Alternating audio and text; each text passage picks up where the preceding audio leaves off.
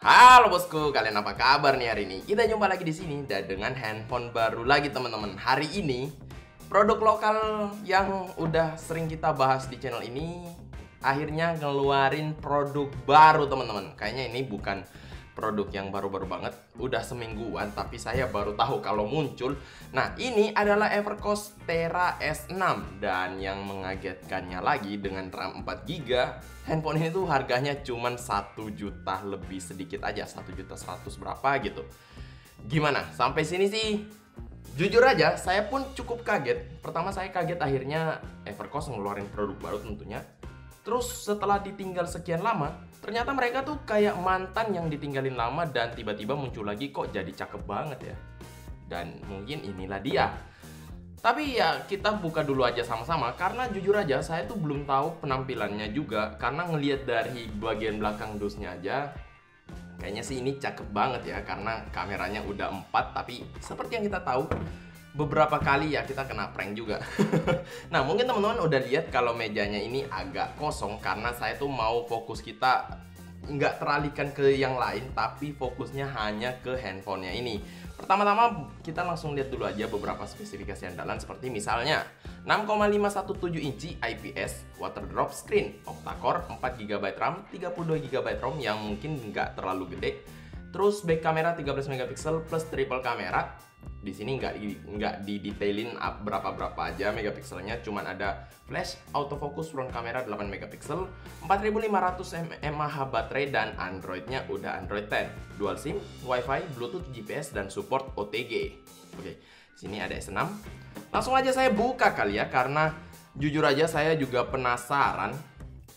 Bukan hanya teman-teman aja karena pertama ini udah sekian lama dari kita unboxing produk dari Evercost dan juga harganya cukup ngagetin teman-teman.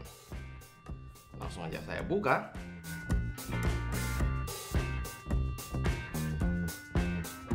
Oke.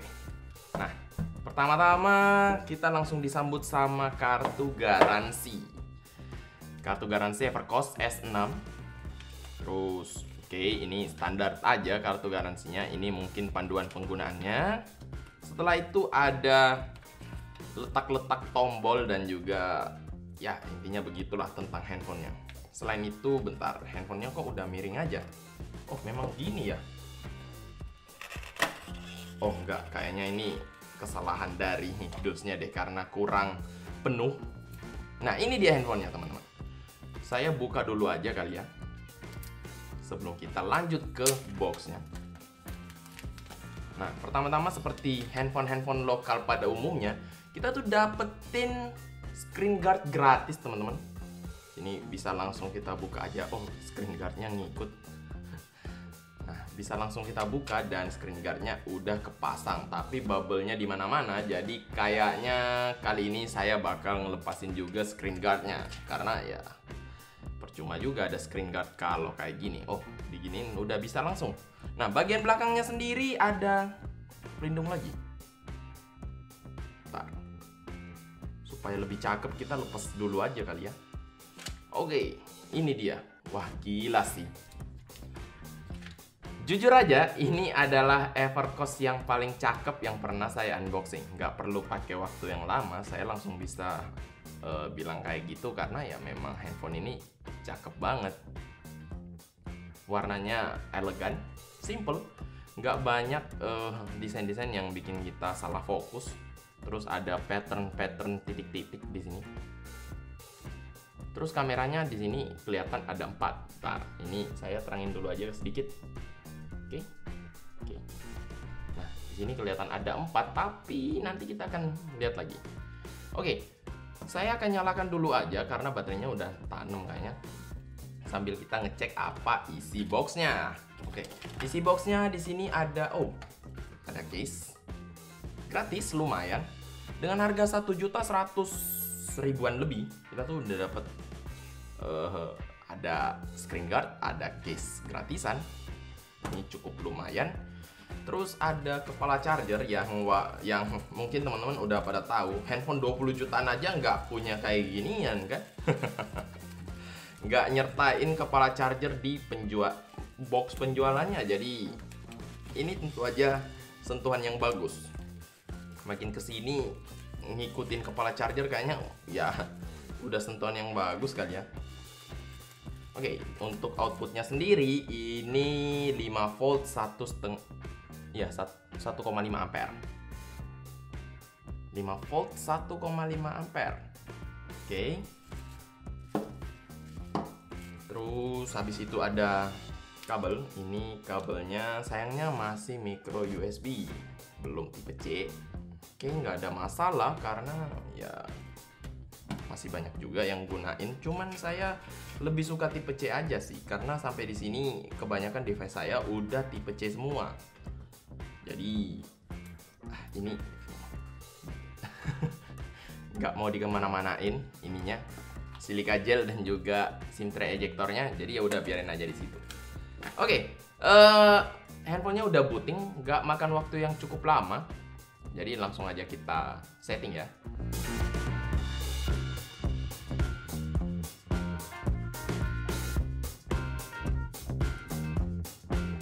Oke, setting awal juga nggak makan waktu yang lama, dan mungkin karena ini kita nggak setting sidik jari karena sensor sidik jari nggak ada di handphone ini teman-teman. Mungkin untuk memangkas harganya, ya saya maklum sih dengan harga 1 juta rupiah kita tuh dapat handphone yang kayak gini harusnya udah cukup bagus dan juga udah cukup banget, apalagi kameranya ada 4. Nah, di sini untuk pengalaman pertama Androidnya cukup bersih. Gak ada apa-apa loh. Bloatware yang terinstall gak ada apa-apa sama sekali. Ubox Universal, YouTube Music, Toko 1001 apa nih? Uninstall bisa nggak? Bisa. Oh bisa. Oke, jadi nggak ada lagi yang lain. Androidnya cukup bersih. Bloatware yang terinstall mungkin paling cuma itu aja. Selain itu nggak ada lagi. Kalau kita pergi ke settingan, loh ini tampilannya kok jadul amat ya.